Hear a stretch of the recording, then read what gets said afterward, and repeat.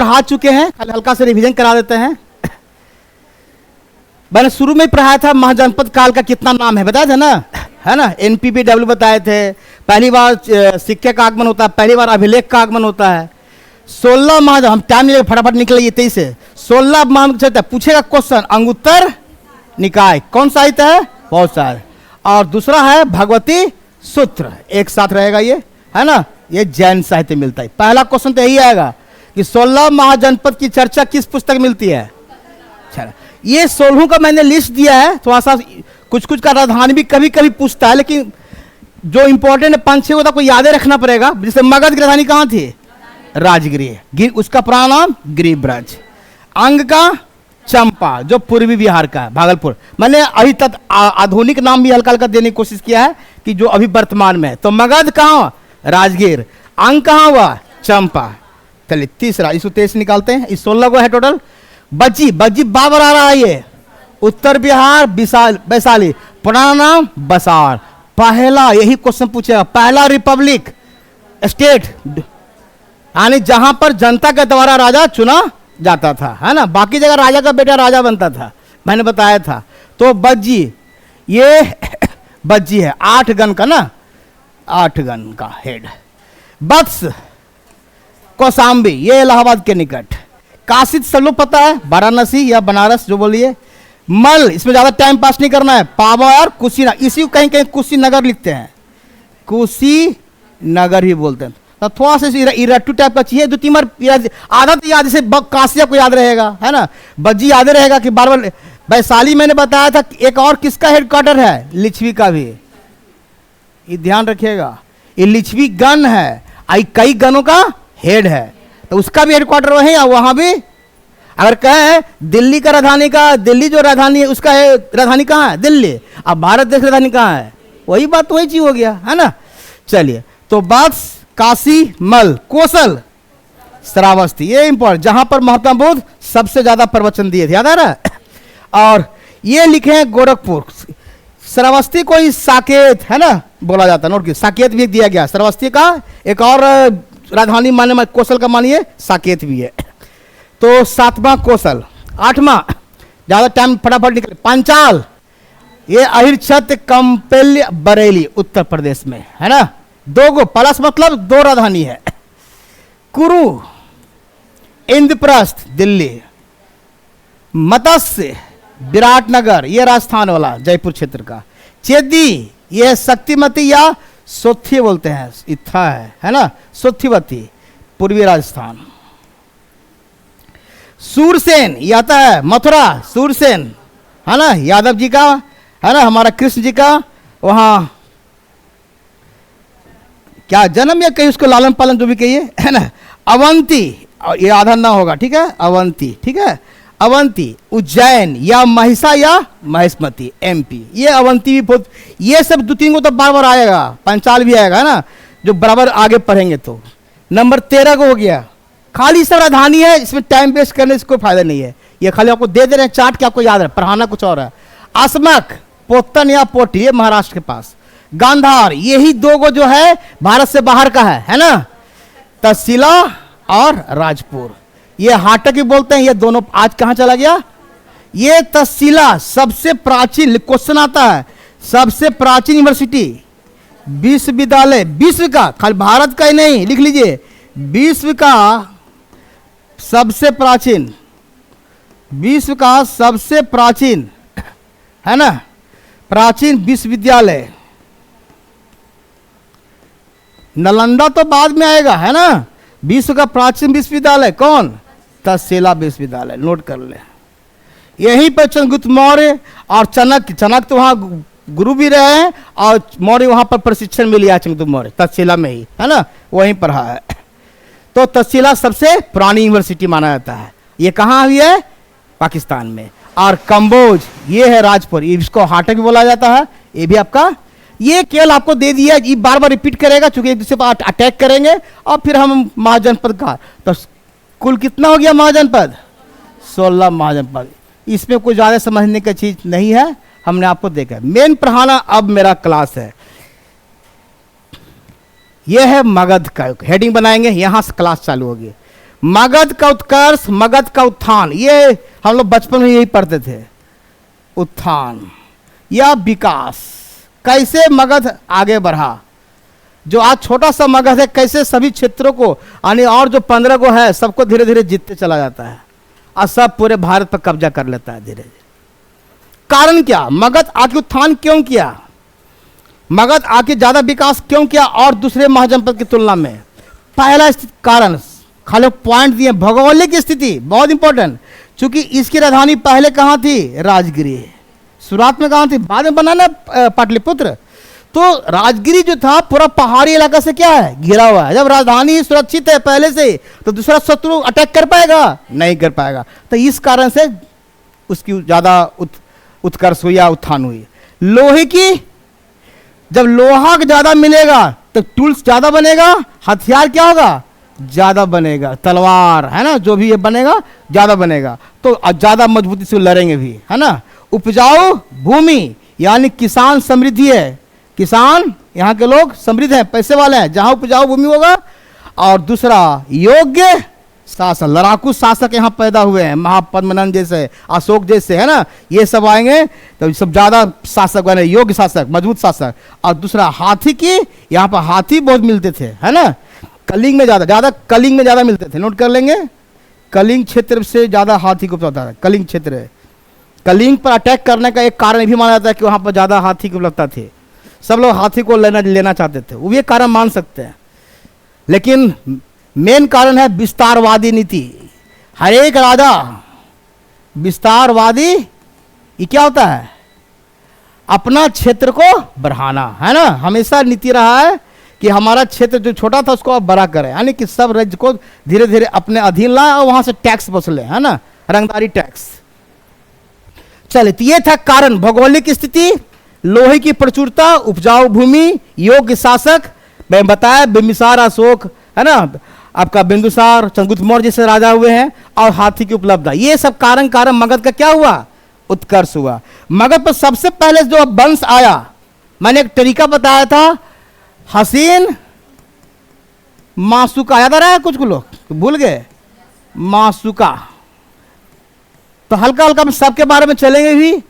पहला वंश हरियक आता है ना, तो हा से क्या हुआ? हरियक, है ना, फिर शिशुनाग, फिर नंद, फिर इसको लिख ही लीजिए हल्का सा, जो नई क्लास, ये है शिशुनाग, फिर ये नंद, फिर म से क्या होगा? मौर्य, ये है सु से सुंग, और क से कण्व, फिर सातवां। मान इतना याद रखिए मोटा मोटी कि कैसे कैसे राजा बने हैं। तो पहला वंश मगध पर जो शासन किया उसका नाम है हरियक वंश। इसको हम पितृहंता वंश भी कहते हैं। डेट मत याद रखिए, डेट से क्वेश्चन नहीं आता है। पितृहंता के हरेक एक दूसरे अपने पिता को मार के गद्दी हटियाया है, लिया है। इसका संस्थापक कौन? बिंबिसार। ये आता है क्वेश्चन, बिंबिसार का जेल, है ना, आप जाइए राजगिरी में, पूरा उसी का बना हुआ सब कुछ है। राजधानी कहाँ? राजगिरी, या गिरी, नाम क्या है? गिरिब्रज, लिख लीजिए। हो सकता राजगिरी नहीं थे, राजगिरी तो आप बोल रहे हैं, इस पर मेला भी लग रहा है अच्छा राजगिर में, है ना। चलिए, बिंबिसार के बारे में बता रहे हैं केवल। बिंबिसार ने 2-3 चीज काम किया। एक, अवंती को जीत लिया, और जीता तो है, ये बाद में दोस्ती हो जाता है। एक क्वेश्चन आता है, बिंबिसार का एक डॉक्टर था जिसका नाम है जीवक, है ना, वैद्य थे। ये जीवक जो थे बाद में बुध का भी इलाज करते, याद कर लीजिए क्वेश्चन। बुध का डॉक्टर भी कौन बनेंगे? जीवक ही बनेंगे, है ना। बिंबिसार ही बाद में दान भी कर देता है। और ये शुरुआत में किनका रहता है? डॉक्टर, माने वैद्य मत रहे हैं, वैद्य मतलब नहीं तो फिर नदिया का पार पिक्चर देख लीजिए, याद आएगा अगर वैद्य साहब की पुत्री से विवाह, है ना। तो वैद्य सब बड़ी पिक्चर देखते थे लगता है कहा। चलिए, तो जीवक जो थे एक आयुर्वेदिक डॉक्टर थे, आयुर्वेदिक वैद्य थे, वो इलाज करते थे राजा का, है ना, बिंबिसार के काल में। लेकिन बिंबिसार से हेल्प लिया अवंती का नरेश कौन है? चंड प्रदोत। ये क्वेश्चन आता है, पीलिया रोग ठीक करने, जॉन्डिस समझ रहे हैं, पीलिया रोग को ठीक करने के लिए तो क्वेश्चन आएगा कि राजा बिंबिसार ने किस राजा के पास अपने जीवक को भेजा था? आंसर, चंड प्रदोत। कहां का राजा? अवंती का। तो पहले आक्रमण किया, बाद में उसको मदद भी किया, है ना, अच्छी बात है। और इनकी पत्नी, पहली पत्नी चलना थी, जो लिच्छवी गण की राजकुमारी की चेटक की पुत्री थी, है ना। चेलना किसका? आपका बिंबिसार की पत्नी का नाम है ना, चेलना। क्षेमा भी नाम आता है, अलग साहित्य में उनका कई नाम आता है। तो बिंबिसार का इंपॉर्टेंट, अवंती का अटैक, राजगिरी गिरिब्रज है, उसने अपना वैदक जीवों को कहां भेजा? अगर क्वेश्चन पूछे थोड़ा सा, देखिए कैसे पूछेगा, हम आपको कुछ नहीं पढ़ा है, खाली पूछिएगा जीविका राम विहार कहां है। देखिए क्वेश्चन कैसे आता है, जीविका राम विहार कहां है? 4 चॉइस देते हैं, पटना में, पाटलिपुत्र में, राजगीर में, या बनारस में, या वैशाली में। हम 4 चॉइस दे रहे हैं, राजगीर में, है ना। वो आप कॉमन सेंस नहीं, क्योंकि बिंबिसार कहां का रहने वाला है? राजगीर का। तो इसका जो जीवक का जो बनता है, जो बाद में बिहार बनाया जाता है, वो कहां है? जीविका राम बिहार, तो राजगीर में, है ना। तो थोड़ा सा ध्यान, कभी कभी क्वेश्चन आपको कहीं से मिला कर देता है ना। जीविका राम बिहार बात आप अभी भी चलिए, नालंदा में जीवक हॉस्पिटल है, जीवक के नाम पर हॉस्पिटल अभी भी दिया हुआ है, जीविका, है ना। तो आप जाइएगा नालंदा, मिल जाएगा जीवक हॉस्पिटल, उनके नाम पर चल रहा है। तो इनकी प्रथम पत्नी कौन? चलना। थोड़ा तेज भागते हैं। द्वितीय पत्नी, पहले राजा कई पत्नियां रखती थे ना। कौशल के राजा कौन था उस समय? प्रसेनजीत, ना छूट गया। प्रसेनजीत की बहन महाकौशला से शादी करती है ना। अब बाद में कहता दहेजों में क्या मांग लिया, ये क्वेश्चन आएगा। काशी को बिंबिसार ने कैसे प्राप्त किया? प्रांत नहीं, प्राप्त किया, है ना। कैसे? दहेज में। और दहेज कहां से मिला? किससे शादी किया? उसकी बहन से। और प्रसेनजीत बता देते हैं, ये श्रावस्ती वाले हैं, याद है ना, जो महात्मा बुद्ध के भी पक्का दोस्त है ना, यही बताए थे। फिर अजात शत्रु ने क्या? अपने पिता की हत्या की। उसका पुत्र है, किसका? बिंबिसार का। और इसने अपने पिता की हत्या की और खुद क्या बन गया? राजा बन गया। और इसने भी देखिए क्या, बाबूजी ने शादी किया इसकी बहन से, और बेटा शादी किया उसकी पुत्री से। देखिए बजीरा से क्या लगा रिलेशन? रिलेशनशिप पर ये रीजनिंग है ना। क्या बना? बहन की जगह जी, मैं मेरी बहन। पढ़िए, ये देखिए इसकी माँ, अगर इसको मां मानते हैं, महाकौशल की कौन हुई? मां हुई है। आई क्या हुआ? मामा जी हुआ। प्रसेनजीत कौन हो गए? मामा जी। अब मामा जी के पुत्री बहन ही लगेगी ना, कॉमन सेंस का। हाँ, प्रसेनजीत का बहन थी, है ना। अब ये शादी इसकी माँ, अब क्या है कि अब ये बात, अजात शत्रु किसका पुत्र था? कई राजा, तो इसका तो कई, बिंबिसार का कई पत्नियां थी ना, तो उसमें कंफ्यूज हो सकता, लेकिन मैंने फिर भी बहन तो लगेगी ना। चलिए, तो कोई बात नहीं, उसमें चलता था। तो कौशल के राजा कौन? प्रसेनजीत की पुत्री से बजीरा से विवाह किया। और दूसरा काम किया, एक आता है क्वेश्चन, बतस्नामकार के नाम के कहीं पास महामंत्री था, तो बहुत जैसे कहते हैं ना, अभी 2 ही हेड हैं, मोदी और एक साथ में कौन बैठते हैं? अमित शाह। तो अमित शाह भी मंत्री है ना, मेन है, वह है कूटनीतिज्ञ। उसी समय उसी तरह बतस्कार थे, जिसकी सहायता से लिच्छवी, काशी, वैशाली को मगध में क्या कर लिया। अब पूरा लिच्छवी, पूरा काशी, पूरा वैशाली सब कहां आ गया? मगध में। धीरे धीरे मगध का क्षेत्र क्या हो रहा है? बढ़ रहा है। और इस प्रकार से अजातशत्रु हेड बन जाता है पूरे क्षेत्र का।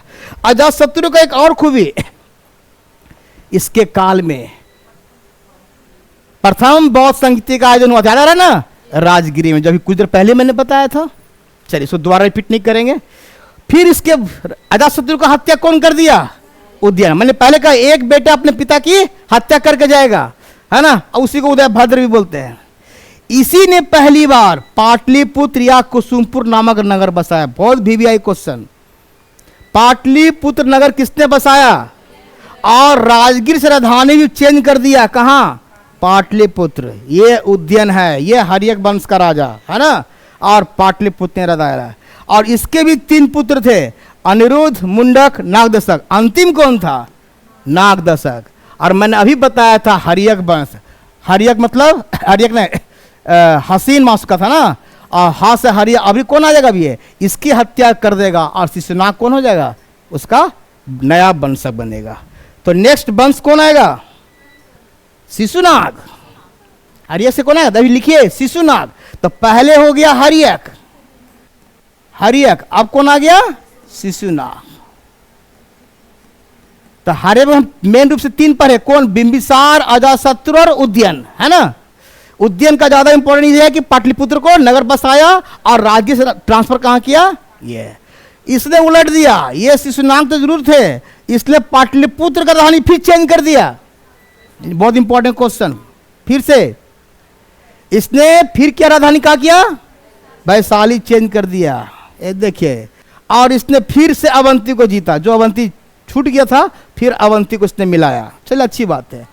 हाँ, सब मगध का, अभी पूरा मगध ही चल रहा है, खाली राजधानी खाली चेंज हो रहा है, राजधानी केवल बदल रहा है, क्योंकि अपने हिसाब से ले रहा है राजधानी।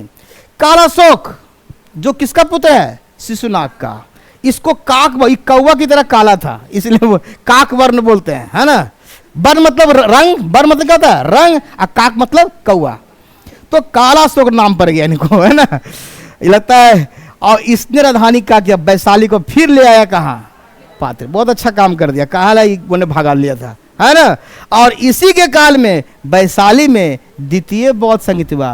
प्रथम हुआ अजातशत्रु के काल में, द्वितीय हुआ वैशाली, और तृतीय होगा अशोक के समय में, और चौथा होगा कनिष्क के काल में। तो थोड़ा सा याद भी चलते जा रहा है, पिछला पिछला आगे बढ़ते चलते हैं। तो सेकेंड क्या हुआ, आई कहां हुआ था, पाटलिपुत्र में, याद रखिएगा सेकेंड। अब जब काकवर्ण या कालाशोक की मृत्यु के बाद कौन आया, नंद वंश, और उसका संस्थापक कौन, ये सबसे महान। अभी तक जो हरियक वंश में पढ़ रहे थे शिशुनाग में, उन दोनों से ज्यादा ताकतवर कौन, महापद्मनंद। इसने पहली बार, क्वेश्चन पूछेगा, पहली बार कलिंग पर विजय किसने प्राप्त किया। हम लोग आंसर मार देते हैं अशोक। जब चॉइस आएगा ना कि कलिंग पर लिखेगा क्वेश्चन, कलिंग पर पहली बार विजय प्राप्त की या जीता, और चॉइस दे दे उसमें महापद्मनंद भी रहे, क्वेश्चन ऐसी फंसता नहीं है, ऐसी फंसा, और दूसरा अशोक भी दे दे।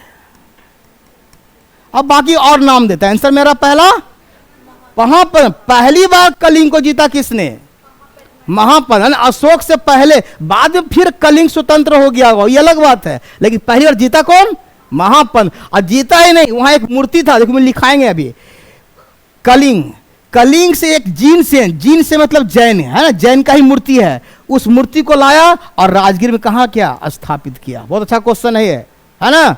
अब फिर ये मूर्ति बाद में जाएगा वहां आपका क्या कहते हैं, फिर जाएगा आपका कलिंग, लेकिन बाद में, अभी नहीं, अभी कह रहे हैं कलिंग, कालिंग हो गया। तो कलिंग पर विजय प्राप्त किया और कलिंग से एक क्या चलाया। तो क्वेश्चन पूछेगा, वह कौन सा राजा था जिसने कलिंग से एक जैन प्रतिमा लाकर राजगीर में स्थापित करवाया। डेट क्वेश्चन, महापद्मनंद का आंसर आएगा। और उनके लिए उपाधि दिया गया है, एक छत्र या एक राट। मैंने आपको बताया था ऐसे करके, याद आ रहा है, जब पढ़ा रहे थे उसमें मैंने 4 को प्रशासक बताया था। इधर है तो बीच में बताया सम्राट, बताया था ना, इधर राजा, याद रहा है। ये जो हम बताए थे, अब क्या जो चारों को जीते उसे क्या कहते हैं, एक राट, याद आ रहा है ना। तो सभी क्षेत्र पर राजा करने वाला क्या बोलते हैं, एक छत्र या एक राट। तो पूछेगा एक राट किसके लिए उपाधि मिलती है, महापद्मनंद के लिए। और महापद्मनंद के 8 पुत्र थे, जिसमें अंतिम पुत्र था कौन, घनानंद। हम सभी का नाम नहीं लेते हैं, जो काम लायक उसको है। इसके 8 पुत्र थे, उसमें अंतिम है घनानंद। और घनानंद यह नंद वंश का अंतिम सम्राट। और इसी काल में सिकंदर ने क्या किया, अटैक। पूछता है, सिकंदर जब भारत आक्रमण किया उसमें मगध का शासक कौन था, घना। एक क्वेश्चन ऑफ बीपीएससी में कितने बार आ चुका है, ठीक है, हम जानबूझ के दिए हैं।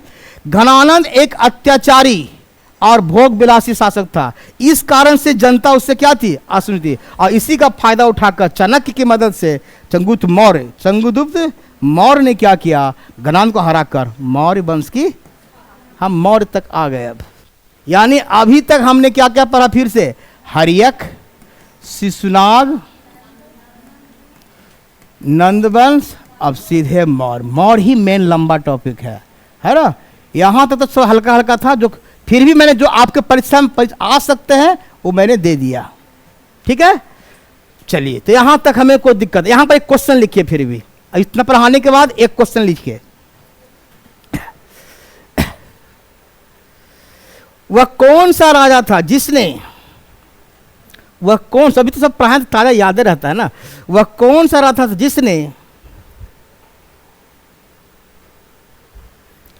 जिसने जैन धर्म का समर्थन किया, जिसने जैन धर्म का समर्थन किया। Choice, choice, Bimbisara, Ajatashatru,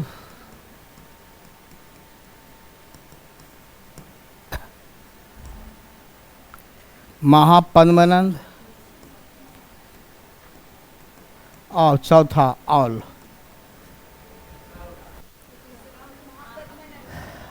all, मैंने कहा जैन धर्म का समर्थन किया, अपनाया नहीं। समर्थन समझते हैं, उसको परिचय दिया, आइए मेरे यहां पूजा पाठ कीजिए, जो भी कीजिए। बिंबिसार तो बुद्ध को भी बैठाए और महावीर को भी अपने शरण दिए, है ना। अजातशत्रु पक्का जैनी थे, वहां पर आपको दिखाई दिए कि जैन का प्रतिमा लाया, तो ये ऑल आंसर होगा इसके हिसाब से, चॉइस के हिसाब से, है ना। तो कभी चॉइस के हिसाब से भी आंसर करना पड़ता है। तो कौन बौद्ध को मानते थे, कौन, बल्कि बिंबिसार की पत्नी भी बाद में बौद्ध धर्म को भी अपनाती है, क्षेमा। तो सबका अपना अपना कहानी है, तो उतना हम नहीं जा रहे हैं, लेकिन आपको याद रखिए जैन का समर्थन और बौद्ध धर्म का समर्थन कौन कौन। अब हम चलते हैं, क्योंकि अभी देखिए अभी हो क्या रहा है बता रहे हैं, ध्यान सुनिएगा। अभी 3 धर्म मेन चल रहा है, एक चल रहा है ब्राह्मण धर्म, सुन लीजिए, एक चल रहा है बौद्ध धर्म का, इसका स्टोरी आगे चलेगा ध्यान से, और एक चल रहा है जैन धर्म। और भी धर्म चल रहा है लेकिन उतना विकास नहीं कर रहा है। इस ब्राह्मण धर्म को ही हम बोल रहे हैं वैदिक धर्म, जो हम लोग बोलते हैं।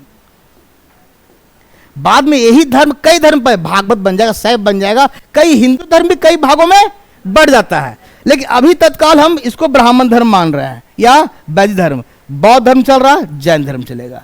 बाद में क्या होगा, जब अशोक बौद्ध धर्म को अपनाएगा, इसी वक्त कहानी इसका है, जब अशोक बौद्ध धर्म को अपनाएगा, तब बौद्ध धर्म को अपनाएगा तो क्या करेगा, वो हथियार नहीं उठाएगा। हथियार समझ रहे हैं, अपना तलवार छोड़ देता है। और एक राजा का सबसे बड़ी पहचान उसकी तलवार ही है। अगर वो तलवार नहीं उठाएगा तो जो बगल का पड़ोसी राज छोड़ेगा उसको, कहेगा इसको मारो नहीं, तो पहले संत बन गया, वो तो पहले गुरु चेला वाला बन गया। बस अशोक की हत्या उसी कारण से होता है, यानी वो तलवार छोड़ना उसके लिए घातक बना। कभी कभी यही कहता है कि अशोक का बौद्ध का धर्म को अपनाना मौर्य साम्राज्य का पतन का कारण बनता है। ये क्वेश्चन आता है मेंस में फुल्ली लिखने के लिए, तो उतना हम डिपनी खाली आप समझिए कि क्यों, अगर कोई राजा का मेन पर्पस होता है विस्तारवाद नीति करना, युद्ध करना, और युद्ध ही करना छोड़ देगा तो पड़ोसी राजा क्या करेंगे, उस पर अटैक करेंगे और कोशिश करेंगे कि उसको हराकर हम उसे अपने साम्राज्य में मिला लें। तो जो भी कारण हो, अब हम देखते हैं घनानंद के बाद कौन आएगा, मौर्य। यानी कि मौर्य आने से पहले एक नाम बहुत फेमस आदमी आया है, चाणक्य। ये चाणक्य नंद वंश से चल रहा है, किसका प्रधानमंत्री अभी है, घनानंद का। घनानंद ने चाणक्य का, अगर इसका एक आता है आपका सीरियल भी आता है चाणक्य का, कभी देखिएगा, घनानंद ने भरी सभा में इसकी क्या बेइज्जती की थी, है ना। इसलिए इसने प्रतिज्ञा लिया कि हम तुमको ऐसा सबक दिखाएंगे कि तुम भूलोगे नहीं। बाद में एक ऐसा बालक को खोजता है जो उससे ज्यादा शक्तिशाली, उसको ट्रेनिंग देता है, पढ़ाता है, लिखाता है, सच सिखाता है, अब बाद में इसको हरा कर वहां नया शासक गठन करता है, जिसको हम लोग मौर्य साम्राज्य कहते हैं। ये आ गया आपका मौर्य वंश।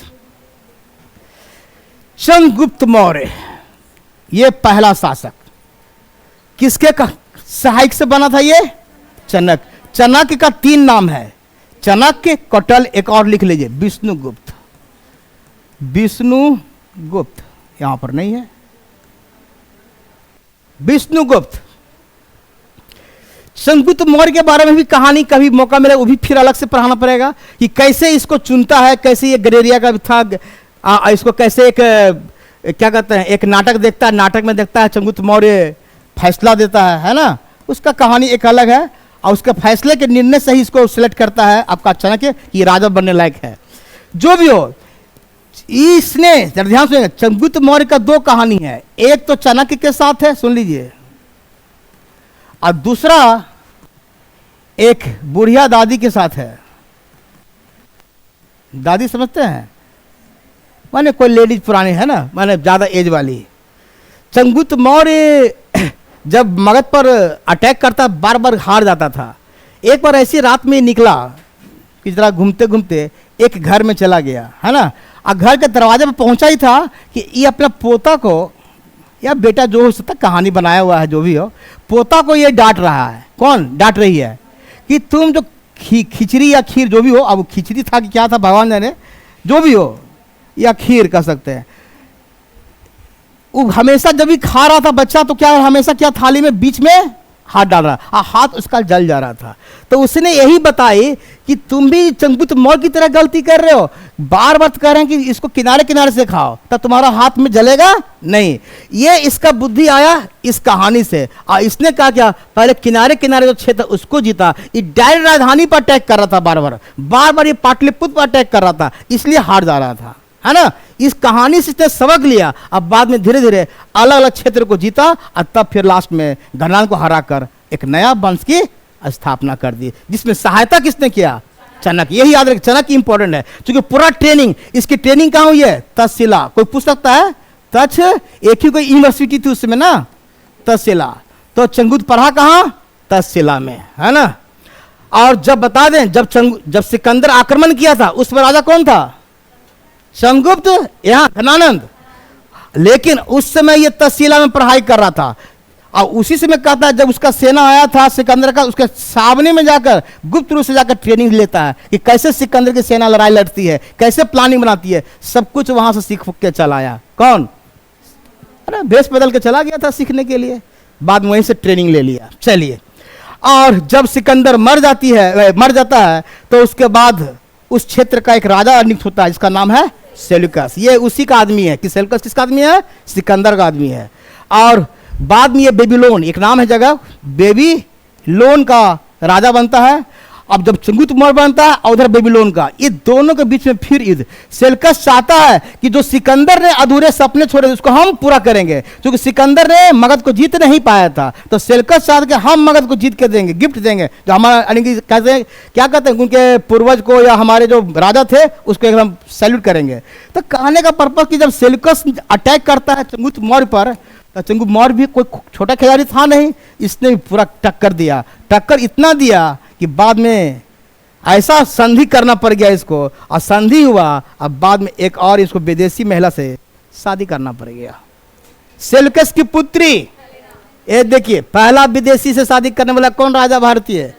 चंद्रगुप्त मौर्य, है ना। ये विदेशी है, ये नाम में लगता है हेलेना, भी नाम में विदेशी लग रहा है ना। चलिए, तो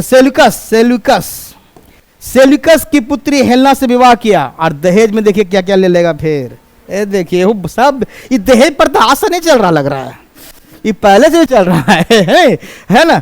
और कई क्षेत्र लेता है, कल दो हमको भाई 500 हाथी भी लेता है। ये देखिए 4 राज्य मिल गया इसको दहेज में। एरिया हेरात बोलते हैं, आराकोसी क्वेश्चन आता है, कंधार को जो आप अफगानिस्तान में पड़ता है, मकरान जाने रहे हैं, जेडोसिया फल बोलते थे, और पेरिपिनेसुदई ये है काबुल। ये 4 क्षेत्र याद कर लीजिए, है ना। ये आपका ग्रीक नेम है, अब बाकी आपका उसका इंडियन नेम किया गया है। तो 4 राज्य क्यों इसको मिल गए? चंद्रगुप्त। दहेज किसके थ्रू? सेल्यूकस के, और उसकी पुत्री से शादी हेलेना से करने के बाद में सेल्यूकस एक अपना दूत भी भेजता है जिसका नाम है मेगास्थनीज। क्या नाम है? मेगास्थनीज, जिसने एक पुस्तक लिखा था भारत पर, इंडिका। क्वेश्चन आता है तो पूछेगा मेगास्थनीज किसके दरबार में आया था? चंद्रगुप्त मौर्य के दरबार में आया था। किसने भेजा था? सेल्यूकस ने। तो सेल्यूकस बाबर आएगा, शादी भी इसी से, दहेज भी इसी से, और इसी का दूध को भी अपनाया था। तो सेल्यूकस भूलिएगा नहीं। और एक राइटर हैं प्लूटार्क, लेखक हैं, जो लिखते हैं कि चंद्रगुप्त मौर्य ने 6 लाख सेना लेकर पूरे भारत को रौंदने, बाद में कहा कि पूरे भारत को पर कब्जा कर लिया। किसने? चंद्रगुप्त मौर्य ने। और अंतिम शास्त्र हम बताएंगे कि भद्रबाहु कहाँ ले जाएगा इसको। अभी जस्ट पढ़ा है 5 मिनट पहले कि तुम अंतिम समय में भद्रबाहु कहाँ चले गए? जैन आचार्य जो भद्रबाहु था उसके साथ कर्नाटक चले गए, और वहीं श्रवण बेलगोला के चंद्रगिरी पर्वत पर सलेखन विधि के मतलब खाना पीना त्याग करके अपना शरीर का त्याग किया। और इस प्रकार से कोई इसको शस्त्र नहीं, कोई इसको मारा नहीं, बल्कि खुद अपने स्वयं मरे। ये अपना त्याग खुद किए। यानी कि चंद्रगुप्त मौर्य भी किसको अपनाया गया? लगभग जैन को अपनाया होगा, है ना। भले शुरू में कुछ हो, लेकिन बाद में जैन को ही अपनाए, क्योंकि उसी विधि से मरते हैं, इसलिए जैन ही माना ही जाएगा, इनको ही माना जाएगा। और चंद्रगुप्त मौर्य का पुत्र कौन बना? ये कंफ्यूजन था इंटरव्यू में, बार बार आता है। मैं बार बार कहता बिंबिसार, एक क्वेश्चन आया बिंबिसार और बिंदुसार, पूछा दोनों एक ही है कि अलग अलग है जी? अब देखिए हाल है, ये हर्यक वंश का राजा है और ये मौर्य वंश का राजा है। ये चंद्रगुप्त मौर्य का पुत्र है, अशोक का बाबूजी है ना? अशोक इसी का पुत्र बनता है बाद में। तो बिंदुसार 298 से लेकर, डेट नहीं पूछता, डेट बहुत कम पूछता है, डेट जहां पूछा वहां हम हाईलाइट करेंगे। इसके काल में एक और काम हुआ, तक्षशिला में विद्रोह हो गया। तक्षशिला को कौन जीता था? चंद्रगुप्त मौर्य। पहले बोल दिया पूरे भारत पर कब्जा करने वाला पहला राजा महापद्मनंद, सेकेंड चंद्रगुप्त मौर्य। पहला तो उसी का नाम, एक राट पहले बोले, एक पूरे क्षेत्र पर राजा करना है। तक्षशिला में विद्रोह हुआ और उस समय उसका पुत्र जो था मालवा है ना, मालवा या उज्जैन का जो राजा गवर्नर था, अशोक को भेजा। तो पूछेगा अशोक राजा बनने से पहले कहां का गवर्नर रह चुका है? उज्जैन का चाहे मालवा, जैसा चॉइस उसके हिसाब से आंसर होगा, क्योंकि मालवा क्षेत्र है को बोल रहा, उज्जैन उसकी राजधानी है। इसके काल में भी एक राजदूत आया, नाम सुनिएगा, सीरिया का राजा डायमेकस, देखिए हाईलाइट किए हुए हैं, डायमेकस ने को भेजा और उससे बोला कि कुछ 3 चीज मांगता है ना? क्या क्या मांगता है वो भी देखते हैं, क्या चीज नहीं मिला उसको। दरबार भेजा अंगूरी मदिरा, अंगूर वाला दारू है ना, मदिरा, अंजीर और दार्शनिक के मांग की थी।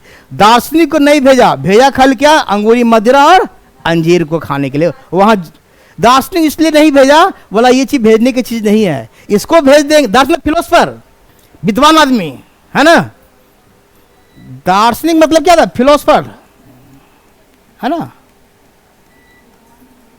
यानी कि ये व्यक्तिक है, ये बाकी सब समान है ना, है ना? तो बोलो व्यक्ति को हम नहीं भेजेंगे, ये मेरा सिद्धांत है, नहीं भेजा, कोई बात नहीं, लेकिन रिक्वेस्ट किया था बिंदुसार ने। और चलिए कोई बात नहीं, तो कौन आया था? डायमेकस।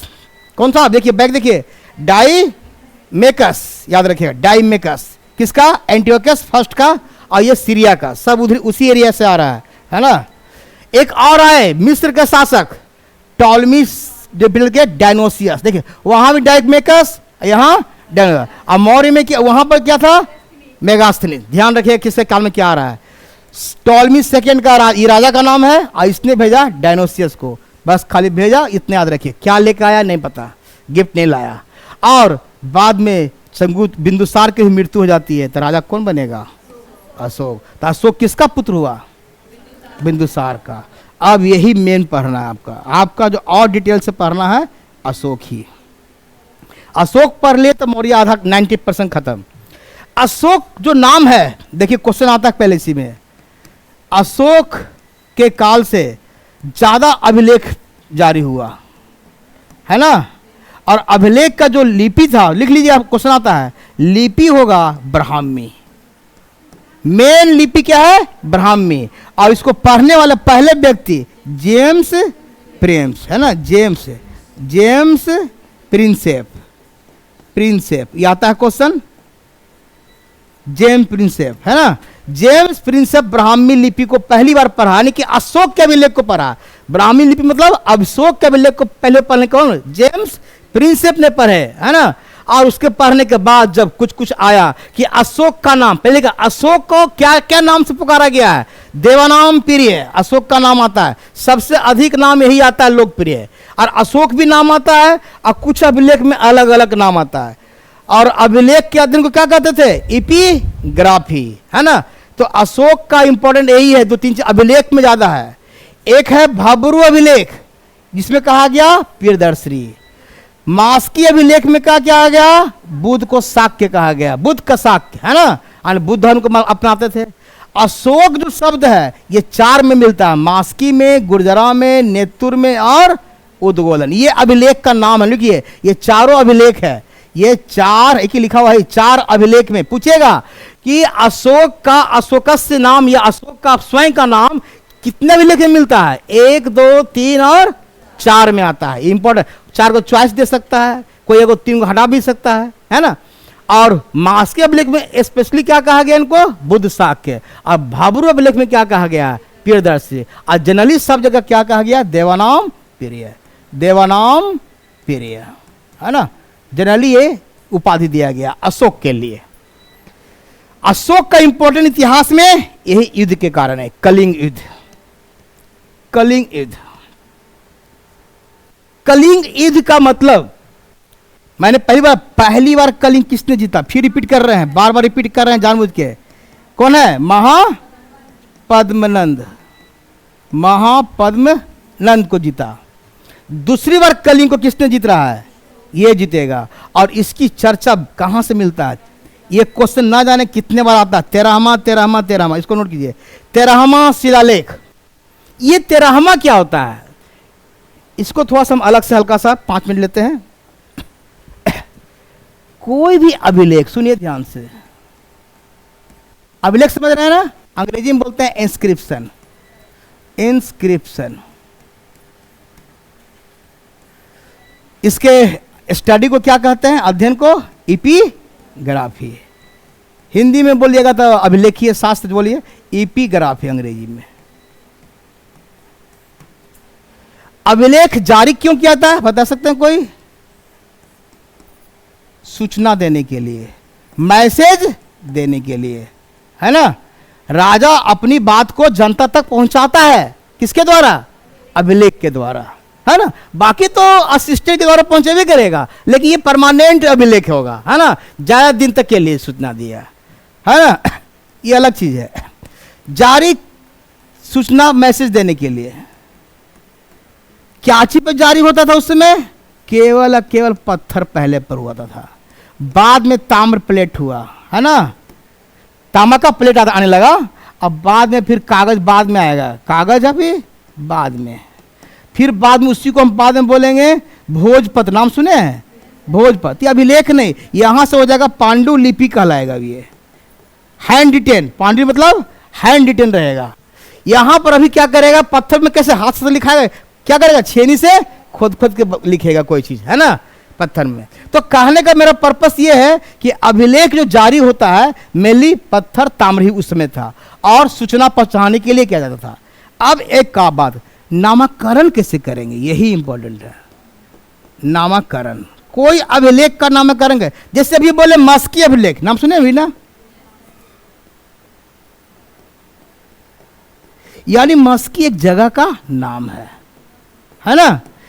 यानी कहने मतलब एक जगह का नाम है जहां से अभिलेख की प्राप्ति हुई है। क्लियर हुआ? लेकिन ये अकेला होगा। जब भी जगह का नाम से होगा तो क्या होगा? अकेला होगा। जैसे कोई चीज, मैंने प्लेट ऐसा पत्थर का बना हुआ है, उस पर कुछ कुछ लिखा हुआ है, जो लिखा हुआ चीज केवल यहीं से मिला और कहीं से, लेकिन यही चीज कई जगह से मिल जाए। जरा ध्यान सुनिएगा, यहां पर भी यही चीज मिल रहा है ए जगह से, एक बी जगह है, यहां से भी एक सी जगह है, एक डी, हम डी अभी लेते हैं, और यहां भी ऐसे लिखा हुआ ए बी सी, 4 जगह है, और चारों जगह से सेम चीज मिल रहा है लिखा हुआ। बात में आ रहा है मेरा? तो ऐसा भी हो सकता है क्या? क्यों नहीं हो सकता है? अगर हम यहां पर प्रगति आइकॉनिक क्लासे का हम भरा पर एक बोर्ड लगा दिए, एगो हम छोटा जब मोड़ पर लगा दिए बोर्ड, एगो सोच बोर्ड लगा, अचानक भूकंप आ गया तो मेरा 4 से निकलेगा ना, मेरा जब खुदाई तो कहां मिलेगा मेरा क्लास का? सेम चीज सब में लिखा रहेगा, एड्रेस यही रहेगा, सब कुछ यही रहेगा, यही चीज मैथ इंग्लिश सब जो भी चलता है, पूरा चीज सेम टू सेम कंटेंट कहां रहेगा? सब जगह रहेगा। तो वही चीज अशोक ने किया, जो कंटेंट कई जगह लगाना था, एक ही कंटेंट लिखाकर, एक ही विषय लिखाकर वो कई जगह लगवा दिया। तो उसका जब खुदाई से मिल रहा अभिलेख, तो उसको हम कैसे कर दें कि जगह के नाम पर नामकरण कर दें? फंस जाएगा ना फिर तो, पता कि नहीं। हाँ, जो अकेला मिल रहा है, जो और कहीं से नहीं मिल रहा है, तब हम जगह के नाम करेंगे। तब क्या किया? उसका नियम निकाला गया, बोला नहीं अब इसको एक काम करते हैं, जो इसमें लिखा हुआ उसके हिसाब से नामकरण करेंगे। निमखा मतलब जैसे कोई प्लेट है, जैसे हम बताते हैं प्लेट लेते हैं लंबा सा, जो आपको 13वां का नाम आया ना, उसमें 1 लाइन 2 लाइन 3 लाइन 4 लाइन ऐसे कर करके उसमें टोटल 14 प्लेट लाइन है। 13वां लाइन पर लिखा हुआ है कलिंग युद्ध की। बात समझे आप? क्लियर? यानी कि ये जो अभिलेख है कई जगहों से मिला होगा, है ना। ये जो है अभिलेख कई जगह से मिला हुआ, तो इसका नामकरण करने के क्या कर दिया, लाइन पर कर दिया गया। तो यही ये पहला लेख हो गया, दूसरा हो गया, तीसरा हो गया। तो पहला शिलालेख, दूसरा शिलालेख, तीसरा शिलालेख मतलब क्या हुआ, पत्थर पर। तो चौथा हो गया, पांचवा और छठा। उसी तरह 13वां आएगा तो क्या होगा, और टोटल 14 है, 15वां तो अभी आया ही नहीं है, 15 तो है ही नहीं है। तो 13वां वाला में क्या लिखा हुआ है, कलिंग। तो इसीलिए करे कलिंग की चर्चा किस अभिलेख मिलता है, कई जगह मिला है, कई जगह से उसको छोड़ दीजिए, लेकिन मिला है 13वां नंबर पर ही है। तो नामकरण समझ में आया इसका कैसे हुआ। यानी इस अभिलेख का नामकरण इसलिए ऐसा किया गया कि अनेक जगह से प्राप्त हुआ है, अनेक जगह से प्राप्त हुआ है। तो ये हुआ नामकरण कैसे हम किसी अभिलेख का करते हैं। क्लियर है।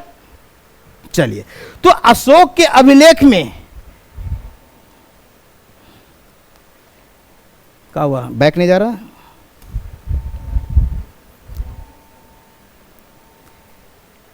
देखिए जरा कहाँ गया है, कुछ नहीं काम कर रहा है जी, हैंग कर रहा है क्या, हैंग कर रहा है। सोनू जी देखिए तो, नेक्स्ट देखिए तो, हैंग कर रहा है।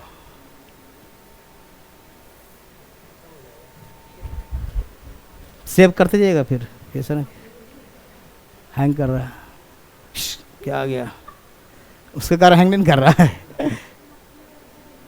आएगा आएगा, आ गया, चल ठीक है। चलिए बैक, हाँ चलिए, तो अशोक चल रहे थे ना, हाँ अशोक। तो कलिंग की चर्चा कहाँ मिला, 261 बीसी में, 13 में, हम इस पर थे ना, 13वें शिलालेख का नामकरण क्यों किया गया, वो 13वां लाइन है ना, मिला है कई जगह से, इसलिए 13वां शिलालेख की बात करते हैं हम लोग। चलिए नेक्स्ट, अशोक का एक और इंपॉर्टेंस, कश्मीर वाला तो है ही है, एक कश्मीर में एक नगर बसाया गया है इसी के द्वारा। देखिए ये नगर जो आज हम लोग कहते हैं स्वर्ग की धरती है ना, भारत की स्वर्ग, ये है कश्मीर में किसने बसाया था, अशोक ने। और नेपाल, उससे नेपाल भी हमारा ही क्षेत्र था है ना, देवपतनम। ये इंपॉर्टेंट क्वेश्चन है, अशोक किसके कहने पर बौद्ध धर्म में आया, ये इंपॉर्टेंट क्वेश्चन। उपगुप्त, एक और है निग्रोध। निग्रोध एक अलग व्यक्ति है, ये सुनिए, इसने दीक्षित किया, दीक्षित नॉट शिक्षित, दीक्षित, यानी कि निग्रोध के प्रवचन सुन के प्रभावित, लिखिए प्रवचन सुनकर प्रभावित हुए थे, पहले सुनकर प्रभावित हुए थे। क्वेश्चन आ सकता है किसके प्रभाव से वो बौद्ध धर्म में आए, निग्रोध। लेकिन कौन उसको ट्रेनिंग, माने कौन को लाया डिटेल से, यानी कि कौन उसको अपना बौद्ध धर्म में गुरु बन के आए, वो है उपगुप्त, है ना। ये कहीं प्रवचन दे रहे होंगे, उनको उसकी आवाज सुना, उनका हृदय बदल गया, है ना। इसलिए कभी कभी प्रवचन सुनना चाहिए, आप लोग का भी हृदय बदलना चाहिए, है ना। तो निग्रोध, तो बौद्ध धर्म में अशोक का इंपॉर्टेंट मेनली कलिंग के लिए फेमस है, दूसरा बौद्ध धर्म के कारण। अशोक ने एक, बौद्ध धर्म तो है ही है, उसने एक नया नाम दिया, धम्म चलाया अपना। वो कई धर्म का लेकर सार है, बौद्ध धर्म का जो धम्म है आपके पुस्तक में भी दिया है, कई धर्म का क्या है, सार है, कई धर्मों का मिला हुआ चीज इसमें है। और उसने अपने दूसरे और सातवें, मिला, ये देखिए दूसरे और सातवें लेख में चर्चा करता है धम्म की बात। तो पूछ सकता है कि धम्म की परिभाषा किस अभिलेख में है, डैड क्वेश्चन, दूसरे और सातवें अभिलेख में। और धम्म का अर्थ क्या है, साधुता, कल्याणकारी कार्य करना, दूसरे के प्रति व्यवहार करना, ये सब टाइम पास है खाली, दाय और दया, दाय नहीं, दया और दान। तो ये सब तो आजकल धर्म में होना चाहिए, तभी तो आप अच्छा नागरिक, कल्याणकारी कार्य नहीं कीजिएगा, दूसरे का खाली बुराई कीजिएगा तो दिक्कत है ना। इसलिए सभी को लेकर चलिए, और अशोक के धर्म का पालन हम लोग को आज भी करना चाहिए, है ना। और धर्म का प्रचार कर लिए, अपना ही पुत्र है उसका पुत्री, बहुत क्वेश्चन पूछता है कि अपने पुत्र पुत्री को महेंद्र और संमित्रा को कहां भेजा था, श्रीलंका, डैड क्वेश्चन आता है। सोन एवं उत्तरा इसकी पुत्री स्वर्ण भूमि, और महाधर्म रक्षित को कहां भेजा था, महाराष्ट्र, है ना। ये जो और भी है कई जगह प्रचार हुआ है ना अशोक के धर्म का, लेकिन मुख्य रूप से ये 3-4 नाम परीक्षा में आता है।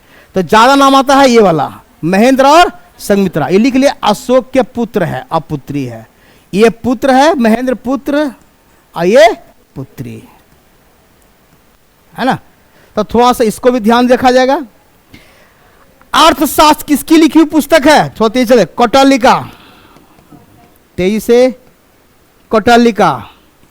अर्थशास्त्र क्या चीज पर पुस्तक है?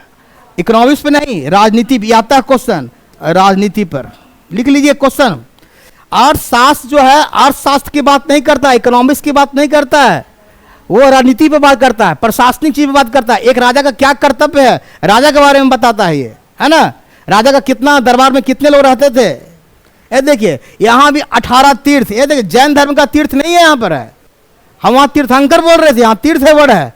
ये 18 तीर्थ यानी कि प्रधान, हर एक विभाग का प्रधान होता था। अर्थशास्त्र में 18 तीर्थ की चर्चा की गई है। तो क्वेश्चन पूछेगा कुल कितना तीर्थ होते थे? 18। उसमें पहला नाम जो 5-6 को आता है क्वेश्चन, समाहर्ता, ये आज का डीएम है, डीएम डिस्ट्रिक्ट मजिस्ट्रेट, राजस्व विभाग का हेड कौन होता था? समाहर्ता। अभी बोलते हैं, देखिएगा आपका डीएम का गाड़ी में लिखा रहेगा समाहर्ता, कहता है ना, हिंदी में लिखाएगा समाहर्ता। टैक्स कलेक्टर क्या बोलते हैं? टैक्स कलेक्टर पहला। प्रदेष्टा जो इंपॉर्टेंट है, प्रदेष्टा ये है फौजदारी न्यायालय, क्रिमिनल कोर्ट, जिसको बोलते हैं कंटक शोधन, कष्ट, याद रखिएगा, क से क्रिमिनल और क से कैसे भी कष्ट वाला चीज जहां मारपीट होगा उसका न्यायाधीश है ये। तो प्रदेष्टा कौन है? ये है किस हेड का है? फौजदारी न्यायालय का हेड है, यानी कि जज कर सकते हैं। एक होता है व्यवहारिक, ये है दीवानी का, यानी कि सिविल कोर्ट का न्यायाधीश, जिसको धर्मस्थीय बोलते हैं। तो धर्म से मतलब सिंपल चीज हो गया, धर्म का पालन करेगा, और क से होगा कष्ट का पालन। तक याद करने में आसान रहेगा ट्रिक से कि क्रिमिनल कोर्ट का बात कर रहा है। ये 3 इंपॉर्टेंट, आपको 18 में हम 3 ही खाली लिखवाएं, बाकी की जरूरत नहीं है। आज में 26 अध्यक्ष की चर्चा की गई है, इसमें भी 3-4 बात करना है। 26 अध्यक्ष का, जिसमें पहला अध्यक्ष ज्यादा फेमस है, सीता अध्यक्ष आता है क्वेश्चन, है ना। राजकीय कृषि विभाग का प्रधान, ये बहुत इंपॉर्टेंट क्वेश्चन है, कृषि से संबंधित। तो कई पूछेगा सीता का मतलब, खाली सीता पूछ देगा तो राम की पत्नी वाला कहानी नहीं, सीता मतलब राजकीय भूमि, लिख लीजिए। सीता खाली पूछ दे तो राजकीय भूमि, और उसका हेड हो जाएगा तो क्या हो जाएगा? सीता अध्यक्ष हो जाएगा। मुद्रा अध्यक्ष, ये देखिए उसमें पासपोर्ट विभाग भी था, विदेश जाते थे लोग, है ना, पासपोर्ट विभाग। और लक्षणाध्यक्ष टकसाल का प्रधान, जहां पर छपता है सिक्का बनता है ना, सिक्का भी पढ़ाएंगे पन के बारे में। टकसाल, लक्षणाध्यक्ष, लक्षणा, है ना, लक्षणाध्यक्ष। तो सीता अध्यक्ष किस लिए फेमस हुई? राजकीय भूमि के कारण। मुद्राध्यक्ष, मुद्रा मतलब रखिएगा पासपोर्ट, है ना, कंफ्यूज करेगा, मुद्रा में कहीं पैसा न समझ लें, है ना। लक्षणा मतलब यहां पैसा आ रहा है, टकसाल में पैसा छपता है। हाँ होता था, विदेश जाते थे, क्योंकि विदेश से आदमी नहीं आ रहा, देख रहे हैं ना कितना राजदूत दोनों तो आ गया, ब्याह शादी विदेशी लड़के से कर लिया तब। चौथा विविताध्यक्ष, चारागाहों का अध्यक्ष, जहां जहां चारागाह होता है, बड़ा बड़ा फील्ड, जहां पर कुछ अधिकारी का नाम से क्वेश्चन आता है। रूपदर्शक, डायरेक्ट क्वेश्चन आता है, कहेगा कि मौर्य काल में रूपदर्शक का क्या कार्य था? सिक्के की जांच करना। बहुत अच्छा क्वेश्चन पूछा, उससे भी नकली है कि असली, उसका जांच करने वाला अधिकारी होता था, कम बड़ी बात नहीं है, सिक्के की जांच। रज्जुक, ये राजस्व अधिकारी था, छोटा अधिकारी था, अब बाद में न्यायिक अधिकारी, यानी जुडिशियल भी करता था काम। रज्जुक ये फेमस है। और धम्म महामात्र, ये तो बौद्ध धर्म का प्रचारक, बौद्ध धर्म के प्रचार के लिए ही धम्म महामात्र। युक्त क्या था? ये भी एक अधिकारी है, लेकिन रज्जुक से छोटा, रज्जुक के नीचे एक असिस्टेंट रहता था, उसको हम बोलते थे युक्त। तो रूपदर्शक, सिक्के की जांच, रज्जुक रस राजस्व, अब बाद में न्यायिक अधिकारी। धम्म महामात्र बौद्ध धर्म प्रचारक। युक्त भी क्या है? एक राजस्व अधिकारी है। इसमें न्याय नहीं लगाइएगा, है ना, इसमें न्याय वाला काम नहीं, खाली क्या लगाना है? राजस्व। लेकिन रज्जुक में दोनों काम है, राजस्व भी और न्याय, दोनों कार्य देख रहा है। तो थोड़ा सा कुछ कुछ वर्ड है, उसको ध्यान रखिएगा। संचरा क्या था? संचरा एक ऐसी संस्था थी, ये भ्रमणशील गुप्तचर था, घूम घूम कर आपका सीबीआई जांच करता था, है ना। और एक है संस्था जो बस एक जगह रहकर काम करता था, ऑफिस में बैठकर वहीं से सीसीटीवी कैमरा से देख रहा है ना। चलिए, तो संचरा, चर मतलब चलना, स्थिर मतलब स्थिर। तो याद रखिएगा, संस्था अपना बैठ के काम करती थी, और एक पूरे क्षेत्र में घूम घूम कर कौन क्या बोल रहा है, राजा के बाद बुराई कर रहा है, क्या कर रहा है, कोई क्या प्लानिंग बना रहा है ना। और नहीं तो फिर कभी अकबर वाला सीरियल पढ़िए, देखिए उसमें कितना गुप्तचर रहता है, देखते हैं ना। चलिए, प्रमुख शब्द बलि हमेशा क्वेश्चन आएगा। अब देखिए मौर्य काल में बलि क्या हो गया, धार्मिक कर। हमने बताया था वैदिक काल में क्या था बलि, देखिए क्वेश्चन फिर आएगा। बलि मतलब उपहार, गुड बोले, उपहार, है ना। अभी क्या बन गया ये, धार्मिक, एक टैक्स बन गया ये, है ना। बिष्टी, ये बहुत सबसे ज्यादा क्वेश्चन तो यही आता है। बिष्टी बेगारी, यानी बिना श्रम किए हुए आपसे काम लेना, है ना।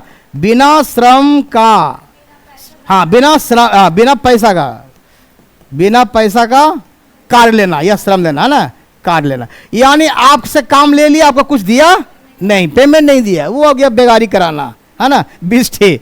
गुल्मदेय, ये है सैनिकों को फीस, ये सैनिक को दिया जाने वाला गुल्मदेय। तो कुछ कुछ शब्द को भी थोड़ा सा आपको ज्यादा नहीं, जो काम लायक है वही दिया है तो बहुत सा, लेकिन जो काम लायक परीक्षा में आता है उसको मैंने हाईलाइट किया है। परनय क्या होता है, सभी सब वर्ड को याद रखिएगा। संकट काल में प्रजा द्वारा वसूला गया, ये हो गया आपातकालीन टैक्स, है ना। इमरजेंसी में जब संकट आ जाएगा राजा पर या राजा के क्षेत्र पर या पूरे काल उसके समाज में, तो क्या करेगा, प्रजा से इमरजेंसी में कहेगा ज्यादा पैसा दो। भाग, ये इंपॉर्टेंट है सबसे। कृषि राजस्व आय, ये किसान से प्राप्त आय, लिखिए राजस्व, यही तो मेन है।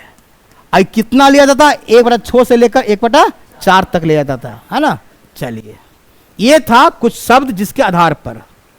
एक और क्वेश्चन बार बार आता है मौर्य प्रशासन से, कि मौर्य इतना बड़ा साम्राज्य बन गया, कुछ तो उसका प्रशासन रहा होगा। तो अशोक के समय देखा गया है जिसका 5 प्रांत, प्रांत को उसमें चक्र बोला, क्या बोला था, चक्र, 5 चक्र में बटा हुआ था। जैसे पहला चक्र नोट कीजिए, उत्तरापथ, जिसकी राजधानी कहां थी, क्वेश्चन पूछेगा उत्तरापथ की राजधानी कहां, डायरेक्ट क्वेश्चन आता है। तक्षशिला, उत्तरा यानी उत्तर में, ये कहां पड़ता है, पाकिस्तान में है ना जी, है ना। और दक्षिणापथ किधर पड़ेगा, नीचे स्वर्णगिरी। और अवंती कहां पड़ेगा, उज्जैन। अब प्राची जो हम लोग कहां है, पाटलिपुत्र, जिसको हम लोग बोल रहे हैं मगध, ये है मगध, ये है मगध वाला पाठ। और कलिंग की राजधानी कहां थी, तोसाली। ये देखिए कलिंग क्षेत्र की राजधानी पूछ देगा तोसाली, तो ज्यादा इंपॉर्टेंट है, कलिंग वाला भी ज्यादा। ये तो याद रहेगा मगध वाला चाहे प्राची वाला, अवंती का याद रहेगा, और ऊपर वाला याद रखिएगा कौन, तक्षशिला, और नीचे स्वर्णगिरी। हाँ, उत्तरापथ में उत्तर में रहने वाला,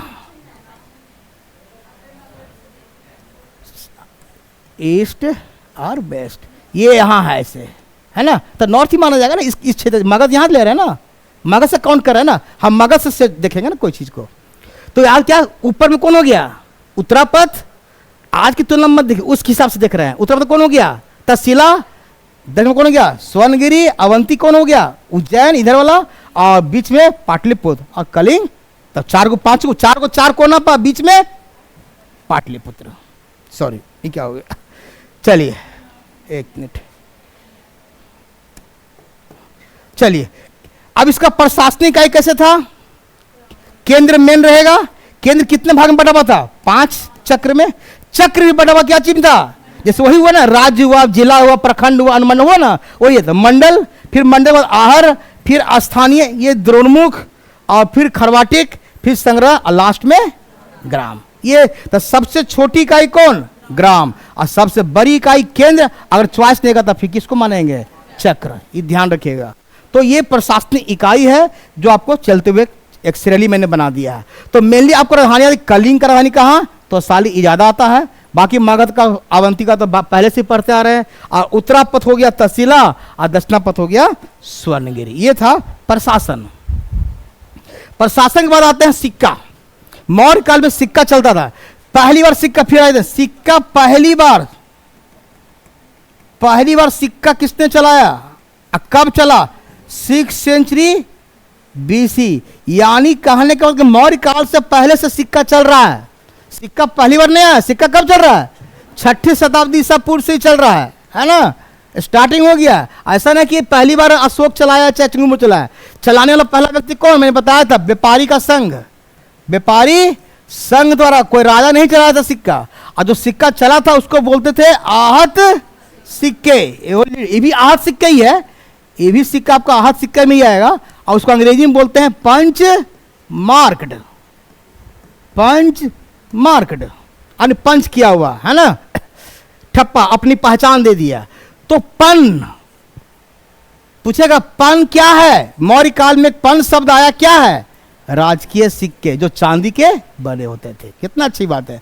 कासारपन, पन लग गया तो ये भी चांदी का ही होगा, कासारपन। मासक और काकनी ये भी सिक्का का नाम है, लेकिन तांबा का बना हुआ है। और निस्क तो पहले चला रहा है, निस्क वैदिक काल में भी आया था ना, जो हम कहे थे शायद ये टीका वाला, वो सोना का। ये अब निस्क रियल में सिक्का भी बन रहा है। तो मौर्य कालीन में सिक्का में पन ज्यादा इंपॉर्टेंट है, कासारपन चांदी का, मासक और काकनी तांबा का, और निस्क सोना का। लेकिन आपको बता दें ये थोड़ा सा विवादित है, इसको बार बार रिपीट कर रहे हैं, ये अभी विवादित है। अगर कोई क्वेश्चन पूछे भारत में, सुनिए थोड़ा सा, सोने के सिक्के, आपको थोड़ा सा क्लियर, सोने के, भारत में सोने के सिक्के पहली बार किसने जारी किया? लिख लीजिए आज के बाद। ये विदेशी आते हैं, इंडो ग्रीक वर्ड है, इंडो ग्रीक, हिंदी में बोलते हैं भारतीय यूनानी। क्या बोलते हैं? भारतीय यूनानी। ऐसा ना कि मौर्य मार दे सिक्का देख के यहाँ सोना, है ना, नहीं। भारत में सिक्के जारी करने वाले पहले व्यक्ति कौन कौन वंशज है? इंडो ग्रीक के, भारतीय यूनानी।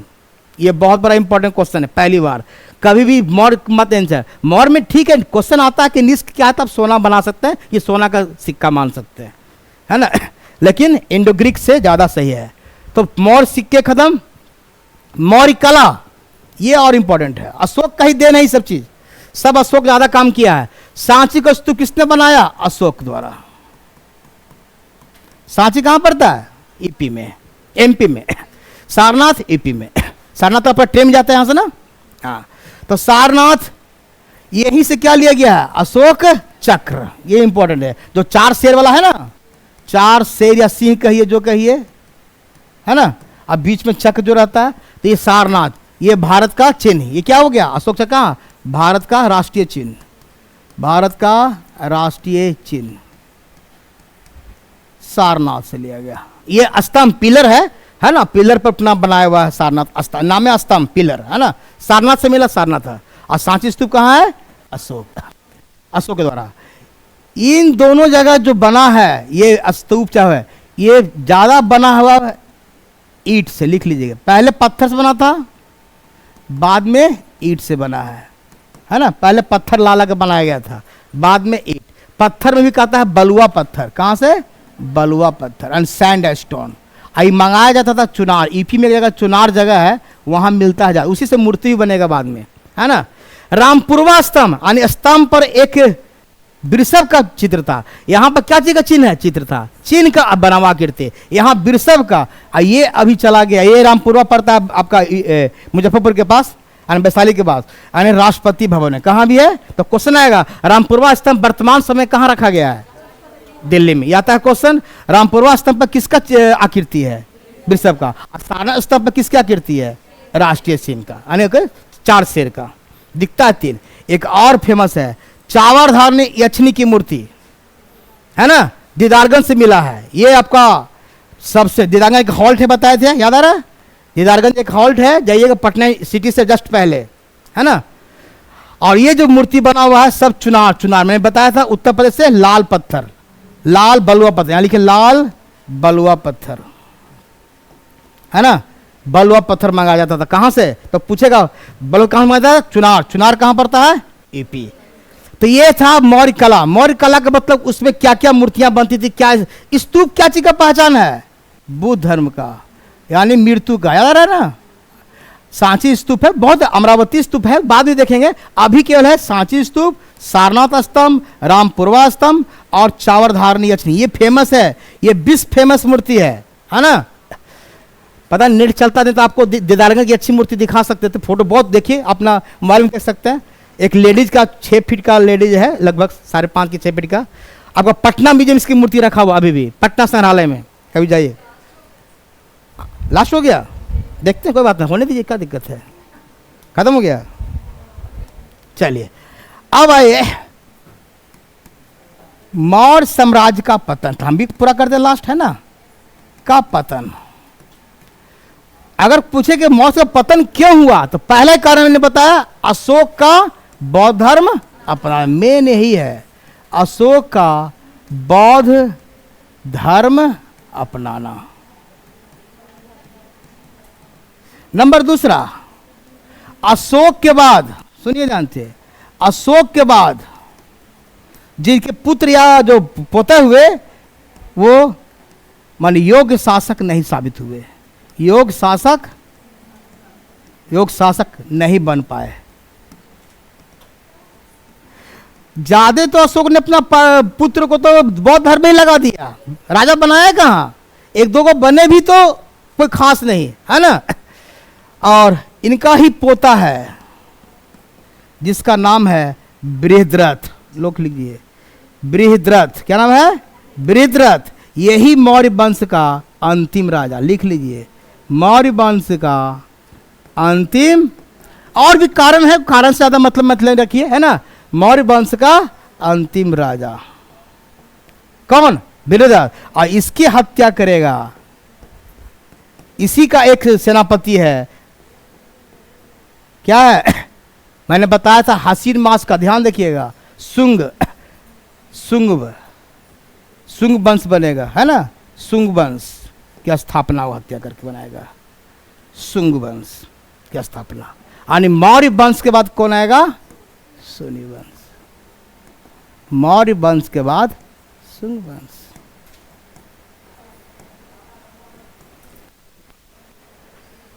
और उसके बाद फिर कण्व। ये सब आपको उतना नहीं पढ़ना है, आपको हम देख के आपके सिलेबस आप चल रहे हैं। फिर एक पास सातवाहन भी है।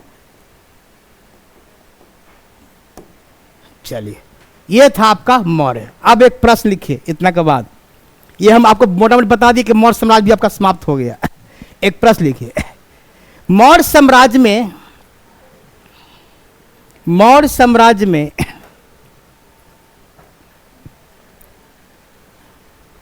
सिक्के किस चीज का निर्माण होता था। हम चॉइस अभी डायरेक्ट अभी ताजा पर हैं, सिक्के किस चीज का निर्माण होता था। चॉइस, तांबा,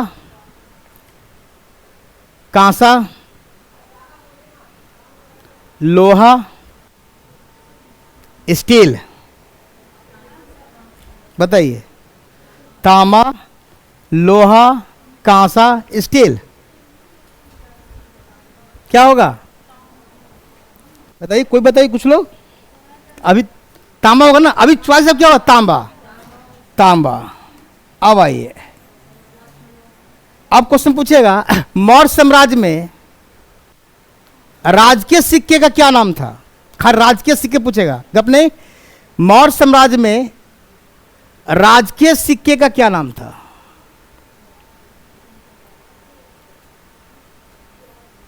का क्या नाम है,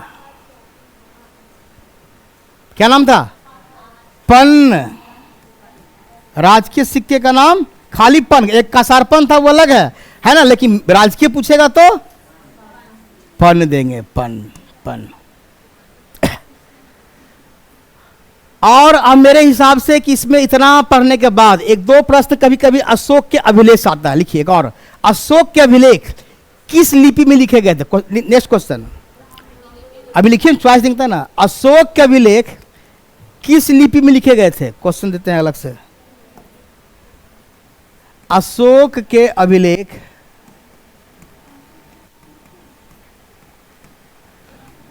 किस लिपि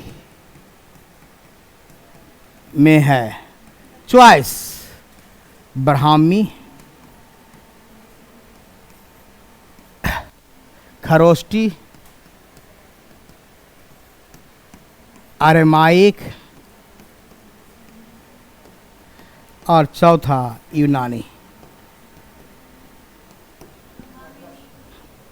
बनाइए तो उसको, तो कोशिश कीजिए सब लोग, उसको ट्राई कीजिए। तो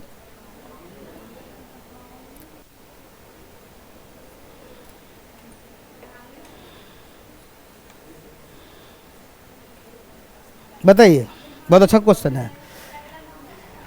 इसमें ऑल है, सभी नोट कर लें, यही तो लिखना जा रहा है।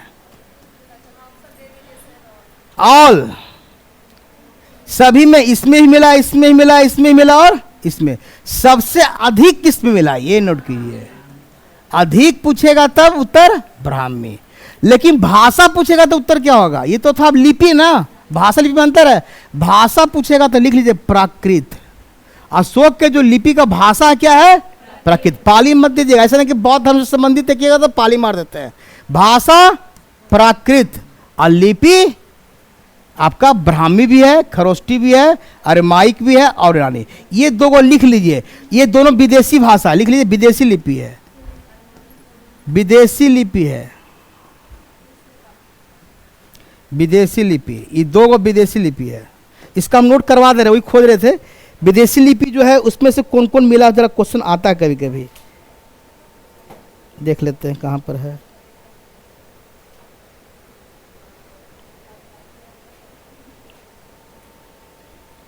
देखिए कंधार लेख है जो द्विभाषीय मिला है। कंधार लेख क्वेश्चन आएगा, दो भाषा में लिखा हुआ, यहीं पे लिख देते हैं कंधार लेख। कंधार कहाँ पड़ता? अफगानिस्तान में ना। कंधार लेख जो है उसमें दोनों भाषा कौन कौन है? लिपि मतलब अरमाइक भी है, अरमाइक भी है और यूनानी। तो पूछ सकता है द्विभाषीय लेख, यानी एक ही लेख पर दो भाषा लिखा, दो लिपि लिखा हुआ है। एक ही लेख पर कितना है? दो लिपि लिखा हुआ है। जैसे मान लें कि एक ही बोर्ड है, तो अंग्रेजी में लिखते हैं और हिंदी में लिखते नहीं है, कोई उर्दू में लिख दे तो तीन लिपि हो जाएगा ना। तो कहने मतलब वही कोई एक ही लेख है, उस पर अरमाइक भी लिखा हुआ है और यूनानी भी लिखा हुआ है। वो कौन लेख है? कंधार। तो इसको बोलते हैं द्विभाषी लेख, द्विभाषी लेख। ये एक इंपॉर्टेंट क्वेश्चन बन जाता है कंधार वाला आपका, कंधार वाला। एक और लिख लीजिए जो आता है क्वेश्चन बराबर, प्रथम पृथक लेख। तो लेख पर चलते हैं, एक दो क्वेश्चन लेख से दे देते हैं। प्रथम पृथक लेख, प्रथम पृथक लेख, ये आता है क्वेश्चन। प्रथम पृथक लेख नोट कीजिए। इसमें लिखता है सभी मनुष्य मेरी संतान है। ये डायलॉग आता है क्वेश्चन, आपका एंसर में भी दिया हुआ है। सभी मनुष्य मेरी संतान है ना, डॉट डॉट डॉट। कितनी अच्छी बात है। सभी मनुष्य मेरी संतान है, जब उसे कोई कष्ट हो हमें कभी भी किसी समय आकर मिल सकता है ना। चलिए प्रथम शिलालेख। दूसरा द्वितीय शिलालेख में क्या लिखा हुआ है? द्वितीय पृथक लेख। तो कुछ कुछ लेख से क्वेश्चन ज्यादा आता है इसमें। मौर्यकाल में द्वितीय लिखिए, सम्राट की इच्छा है। लिखिए सम्राट की इच्छा है, क्या लिखता है इसमें? सम्राट की इच्छा है, यानी राजा की इच्छा है, सम्राट की इच्छा है कि प्रजा हमसे डरे नहीं। कितना अच्छा बात बोल रहा है, प्रजा हमसे डरे नहीं। बाकी डॉट डॉट डॉट ऐसे करके ही परीक्षा में आएगा। आपको एक स्टेटमेंट दे देगा, कहेगा यह जो वाक्य है किस लेख में चर्चा है, डेट अभिलेख का नाम पूछेगा, जगह नहीं। ये द्वितीय पृथक लेख, ये जरूर एक दो जगह अलग से मिला होगा, है ना। प्रथम पृथक लेख ये नामकरण किया गया, तो सभी मनुष्य मेरी प्रजा संतान है, और द्वितीय पृथक लेख में ये। और मैंने अभी कहा था कलिंग युद्ध की चर्चा किस में था, अभी बताया था जस्ट अभी, ये तो यादें हो गया है ना। तो ये 13वें शिलालेख, ये अलग से शिलालेख पर बता रहे हैं 2-3 क्वेश्चन। और लिपि कितना हो गया इसका पूरा? 4 गो, 4 लिपि। कौन कौन बताएं दिए? भाषा कौन हो गया? प्राकृत। पहली बार पढ़ा कौन? James Prinsep. लेकिन जेम्स प्रिंसेप साहब जो पढ़े थे, सुन लीजिए मेरी बात को, वो पढ़े थे ब्राह्मी लिपि। यहीं लिख लीजिए बगल में, वो ब्राह्मी लिपि वाला को पढ़े थे। बाद में फिर और रिसर्चर पर पढ़ा होगा ब्राह्मी लिपि वाला। और ज़्यादा डिटेल जाने की जरूरत नहीं है। एक और आता है रुमनीदेई लेख, बहुत अच्छा क्वेश्चन है। रुमनीदेई लेख ये क्या है? कुछ नाम सुना हुआ लग रहा है ना। रुमनीदेई लेख ये अशोक के द्वारा जारी किया गया है। ये रुमनी देई लेख, ये महात्मा बुद्ध के जन्म से लगे लुम्नी है ना, उसी से रिलेटेड ना, लुम्नी पकड़िए, ये है बुद्ध का जन्म का स्थान का प्रमाण करता है, बुद्ध का जन्म स्थान को प्रमाणित करता है। क्वेश्चन पूछ देगा किस अभिलेख से बुद्ध का जन्म पता है कि बुद्ध का जन्म लुम्नी में हुआ था, किस अभिलेख से? यह अशोक का लेख जारी किया गया बाद में, रुमनी देई लेख। और जारी ही नहीं किया गया बल्कि वहां कहता है कि जाकर कुछ छूट भी दिया, टैक्स, वहां के लोगों को टैक्स में छूट दिया गया था, है ना, कि भाई यहाँ के लोग को चूंकि बौद्ध धर्म को मानते हैं तो हमको जरा टैक्स में कुछ छूट कर देंगे। तो रुमनी देई लेख, इस तरह का लेख, और आपके लायक नहीं, इतना काफी है, इतना पहले पचाइए, है ना। कल जो मेरी क्लास होगी फुल्ली मॉडर्न पर होगा। अब हम थोड़ा सा इधर रेस्ट करेंगे, इधर पूरा खींचते हैं, है ना, क्या मॉडर्न को भी ज़्यादा क्वेश्चन आपका ज़्यादा वहाँ से भी आने का ज़्यादा चांस क्या होगी, यहीं से ज़्यादा अधिक आएगा भी, है ना, आएगा क्योंकि ये एक अलग से टॉपिक दिया हुआ मॉडर्न, है ना। तो स्वतंत्रता आंदोलन आप पढ़ के क्या आइएगा, सुनिए मेरे, आपको पहले पता है, आप कोशिश कीजिएगा कि हम स्टार्ट यहाँ से करें, थोड़ा सा और बैक ले जाते हैं क्योंकि क्वेश्चन कहीं से पूछ सकता है। भारत में लिख लीजिए, भारत में यूरोपियों का आगमन, यहां से स्टार्ट करेंगे इसको, थोड़ा सा और बैक चलते हैं। यूरोपियों का, है ना, जैसे सबसे पहले पुर्तगाली आए थे ना, वहां से हम स्टार्ट करते, तब फिर हम धीरे धीरे स्वतंत्रता आंदोलन पर बढ़ेंगे। तो इसको हेडिंग बना लेंगे, भारत में यूरोपियों का आगमन, है ना, इस टॉपिक से हम स्टार्ट करेंगे। आपको थोड़ा सा पहले हिंट कर दे रहे हैं ताकि खुद पढ़ के आएंगे तो और अच्छा लगेगा, हमको भी पढ़ा हुआ चीज में, ठीक है। चलिए आज भर का क्लास यही छोड़ देते हैं। और इसका जैन धर्म, बौद्ध धर्म और इस तीनों का, मौर्य का एक टेस्ट भी होगा उसका कल, अगर तैयार हो गया तो भी आपका 50-60 क्वेश्चन आपका एक टेस्ट भी ले लेंगे, है ना, उसका भी टेस्ट हो, इसलिए इसको भी पढ़ के आइएगा। चलिए, कहाँ गए सोनू जी, निकल गए क्या, बाहर चले गए? चलिए कोई बात।